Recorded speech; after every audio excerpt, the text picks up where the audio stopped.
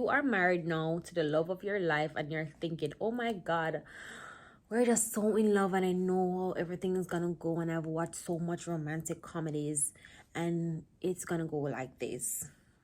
Sweetie, it's not gonna go like that.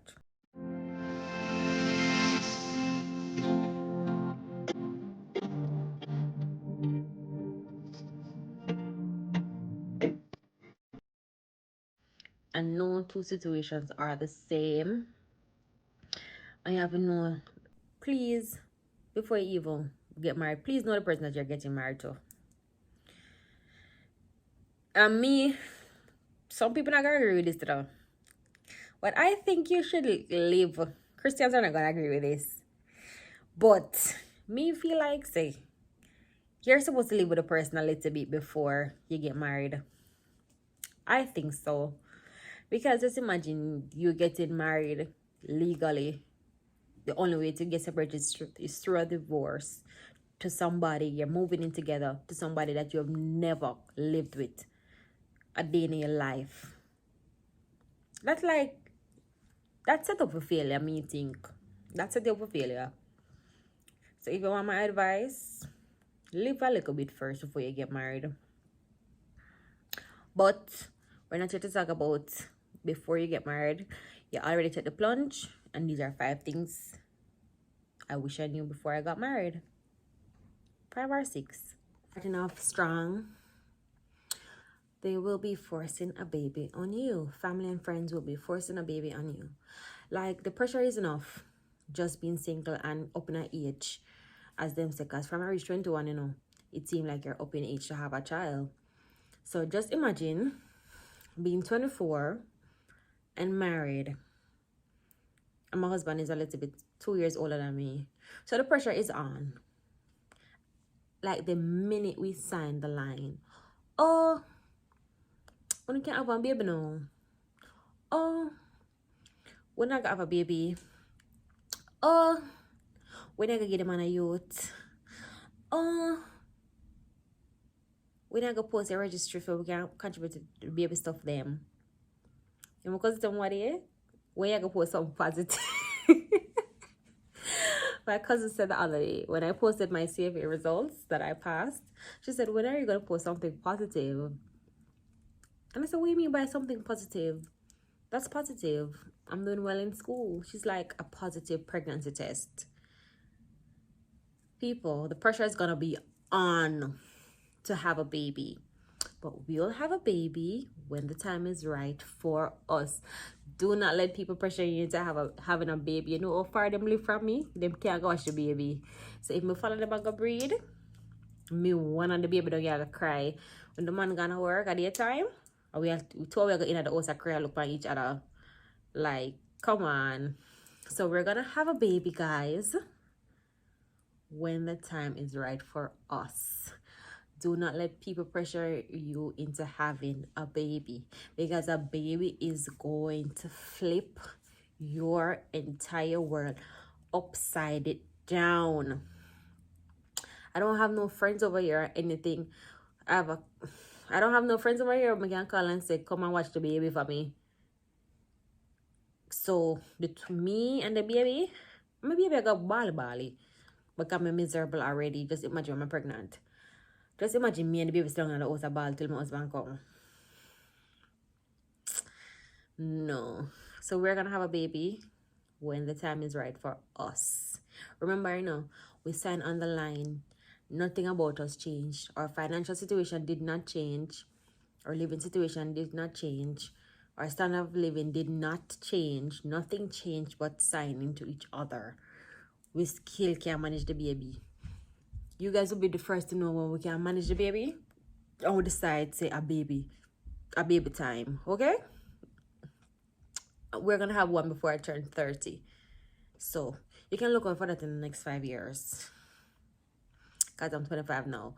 So you can look out for that in the next 5 years. Anytime between now and the next 5 years, you can look out for that one. Number 2, do not take marriage advice from people that have never been married, or people in a terrible marriage that you do not, you would want your relationship to be like theirs, so don't take advice from them.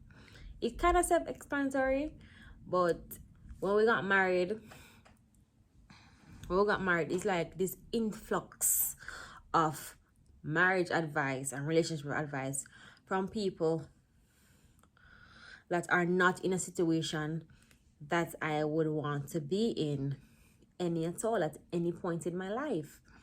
So I kind of found it funny that everybody was offering their relationship advice and their marriage advice, persons that have never been married. Now, how are you going to offer marriage advice as somebody that's never been married or in a long-term relationship? I find that to be very hypocritical.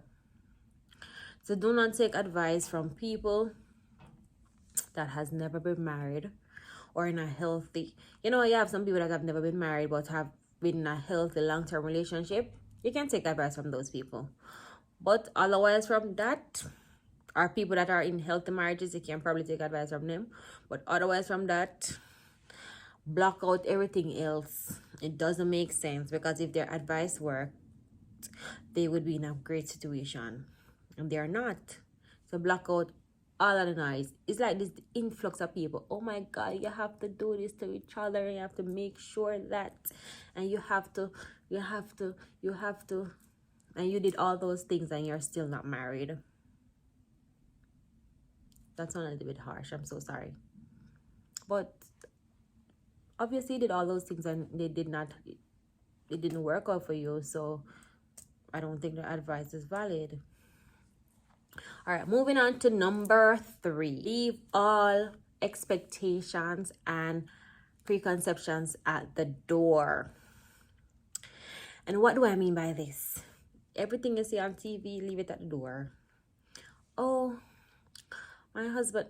Well, everybody's situation is... All right, let me say this. Everybody's situation is different. And your marriage is going to be different from even the marriage of your twin sister. So it's going to be different. Your personality is different. Your partner's personality is different. You can't take what you see in other people's marriages or on what you see on TV and expect the same thing for your marriage. So all the preconceived notions that you have about marriage and what it's going to look like, probably don't go anything like that. It's not going to go like that.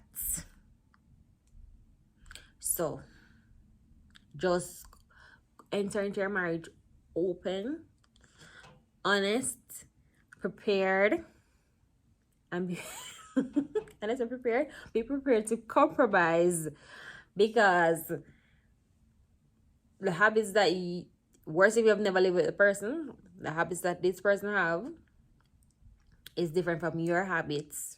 Your personalities are different. Your mother taught you to do one thing different than how his mother taught him to do one thing. So you have to be ready to compromise. So that's another one. Be prepared to compromise. Okay.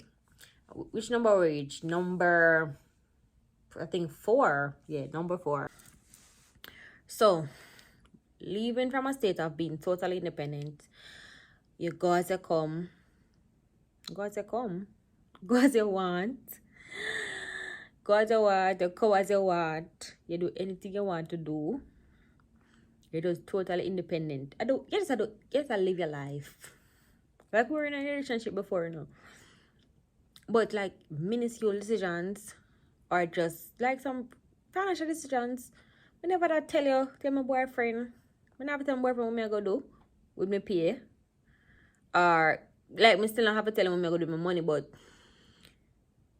I never tell my boyfriend what I'm going to do with my pay, or my boyfriend never tell me what I'm going to do with fee pay. I really don't care. But now that we are married, we have to be a bit more open about finances, and we have to we have financial goals together. So we have to be more open about finances. So I am way into his bank account. He's still not into mine. It doesn't really care. Honestly, he doesn't really care. So that's what I'm say. Relationship are gonna look different from a next person relationship, because my husband, he doesn't care. We have a joint we have a joint account together. And I'm pretty sure he does not know how much money is in it. I have a card for the account. He doesn't. I have online banking for that account. He doesn't. I'm sure that's where I save my money in, the joint bank account. I'm pretty sure I don't know how much money in it, but I know how much money is in my personal savings. That's only me. And I know how much money is in a theme bank account, in a joint account, and mine. We know how much money in everything. And if I see a transaction that I'm not familiar with, I'm gonna ask about it. And when you're a wife, when you're married, you have the opportunity to do those things. When I got a girlfriend, like when I look at going at the bank account and say, "Oh, what you do with the $20 a year, Miss? Please give the money in space and in privacy." But because we have financial goals together and we're trying to build a life together, you have to be a little bit, or it doesn't care. I'm not afraid to show me in a bank account and he no one, because I have a personal account that's just me, and I'm sure he does not know how much is in that either. I'm just trust me with the money. So in a relationship, you have to be you have to make decisions together. And if me make a purchase out of our joint account, because both of our monies are in that account, I'm gonna say, oh, I don't necessarily have to ask him. I just tell him what I'm going to do and go ahead and do it. Make decisions that is gonna affect both of us. I just go ahead and let him know or tell him, say me I go do this or that or whatever with the money, because both of our monies are in it. Me I spend my own personal money. As me saying, doesn't really care. You have some people that are gonna care where you go with the money. So you just have to know the partner that you have and the relationship that you guys have. Some persons keep their finances totally separate. So you have to know what works for you. So that's number, I want to say 5, 4. Yeah, that's number 4. Number 5. Your friendships and relationships are going to look completely different. What do I mean by that? You're gonna have to put up some boundaries with some friends that you have, or even some family, because I think that's a topic for a different day. You have to put up a little bit of boundaries. Yeah, you have to put up a little bit of boundaries. Also, you're gonna have some people that disregard. Once you get married, they disregard you. Like when some persons have a baby, I'm probably not realize you do this, but you text the person or you call the person checking on the baby, you don't check on them. So that's the same thing that happens when you get married. Oh, how's your husband? Why you don't ask me? Oh, am I? Oh, it's Corey. Why you don't ask Corey, are you okay? What's going on with you? The first question you're gonna ask me is, how's your husband? My husband has a phone.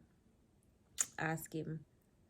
I don't know if people ask him, oh, is your wife? But people ask me, oh, is my husband all the time before they ask me, oh, me do. I find that kind of weird. And also, regards to friendship, I had a friend that we were very close, and I would confide in that friend, and everything became about my husband. So if I tell her that I had a headache, like any random simple thing, tell her that I have a headache or anything, she just said to me, say, oh, at least I have a husband. Like any simple random thing, it would lead back to my husband. If me tell her a problem with me and my husband have, and that's a problem. Because, not to brag, but we don't really have major issues like that. Like a bickering. If me tell her about one like a bickering, I may tell her what the man do and what me do, she's gonna be like, oh, I know him. He's such a good person, such a good man. He's not gonna do that. How am I telling you exactly what the man did, right? Oh, me I tell her what the man do. And you go tell me, oh, you know him and him not go do that. And me and your friend. I know the man from Norway. You know the man through me. So, oh, you go tell me, say the man as a good person, he would do that. Oh, me not think he can do that. I mean, I tell you exactly that the man do. You go tell me, say, he man do that. Or everything. Oh, does it hurt me? Because I'm cut out my finger. Oh, at least I have a husband. So me having a husband, my husband gonna kiss my head or kiss my finger. I mean, I gonna just automatically feel better. Because why you tell me say, oh, at least I have a husband? Me tell you something wrong with me. Right? And you're gonna tell me that at least I have a husband. How is that useful to either one of us? It's not. So your friendships are gonna look different. Just eventually have to cut off that person, because if you can tell me all of your problems, them, and I help with solutions to your problems, and I tell you a problem, just a slight, any everyday problem, and you're gonna tell me at least I have a husband. This friendship is one-sided and it doesn't make any sense. So your friendships are gonna look different. I don't know. It's like when people hear husband and wife, it's like they think of something. Well, it's significant, but they think it's something that is out of the world. Like your life is just automatically way better than theirs. So, I don't know. You know, if you go through no stress because you're married. Yeah. Nothing for bother you because you remember say you're a husband, girl. So, don't make anything bother you. You have a husband. And number 6, last but not least, this used to be my favorite activity, but I cannot do it anymore. Is to run. Me, it's like an earthquake. Me used to love run. When you get married, you have nowhere to run to. You just have to go your bed, miss. Go your bed. If you're vexed with the man, go to your bed and turn your back to the man, please. That's it. You see, me, because this is my first time living with somebody else, with somebody in that capacity. So me, in my past relationships, when me vex, I me take up my little spend a night bag, and me kind of my yard. Just say one slight thing to me that I don't like. Me run out of my yard. You not have to think about what you tell me. You not have to tell me sorry. Maybe I'm yard before you done so you say me reach at my yard. When you get married, obviously I'm not talking about domestic violence or any of that, because if you're in a situation like that, go to the police and run. But like regular everyday situations, me never live with them someday. Honestly, I just go to my yard. When it cool off, I go back. When you text me and friend me up, I go back. But when you live with a person, all I can do is go your bed. Just go your bed. Just imagine you calling somebody, oh, you know, me and my husband are in an argument and I'm going to come over your house to sleep. You don't have nobody here to go. Me stay home. You have to stay home. You see, and that was what my mother was worried most about with me, because she knows that something stay. Me not stay with you and argue. Me gone. Me pack my bag and me gone. Me gone in my yard. So when I was moving in with him, I was moving we lived together 5 months, like exactly 5 months before we got married. My mother say, remember say you can't go home, you know. This is gonna be your home. Oh, you're gonna manage your love, and your love got your yard, so that's the thing that she was worried about the most. You have nowhere to run to, miss. You have to stay and figure it out. Remember that you made a commitment in front of God and the law that you're gonna figure out your life with this person. So just turn your back on the bed and go to sleep. So those are 6 things that I wish somebody would have told me before I got married. And honestly, you're gonna figure out a lot of stuff on the way. If no 2 relationship is the same, so even if somebody tells you something that works for them, it might not work for you, or the structure that works for them might not work for you. You have households that two people are working and it works perfect for them. I think my marriage works better with me at home. I don't know, because when me at work, I just get so miserable and tired and angry all the time, and it just come off on my husband, and I just feel like me being at home, I'm just so much more calm and relaxed, and it just works better for us. So don't look at a person's situation and say, oh, I want like that and I want like this. Sometimes it just not work the way it is. You have to do what work for you. Eventually, I am going to go back into the working world, and we're going to have to figure out how to deal with that. But for now, we are chilling. So I hope you learned something from this video. And if you have any questions about love and relationships, like in general, it doesn't have to be a marriage question. Make mama say I'm married, so I'm qualified to answer these questions. I'm an expert. I'm married 1 year. I'm an expert. So, so just feel free to ask any questions you want to ask. And I have a lot. I'm young. I don't want to say this. I'm sound like when I have a man. But I have a lot of knowledge when it comes on to relationships. You know what I mean? Somebody money. I've never been that. But I have a lot of knowledge when it comes on to relationships. And man do any what the worst thing I can think about a man do? Man, a man has done that to me. So you can ask the questions them. Overcome certain stuff, just ask any questions you want to ask. You can ask, and maybe I make a part 2 about just like in general love and relationships, and what to do and what not to do, and certain red flags that you should definitely not overlook. Some people say red flag and think a party, or a carnival. That was me. I used to love a carnival, not anymore. So thank you so much for watching this video. I hope you enjoyed it. Remember to like, share, subscribe, and just thank you so much. I'll see you in the next one.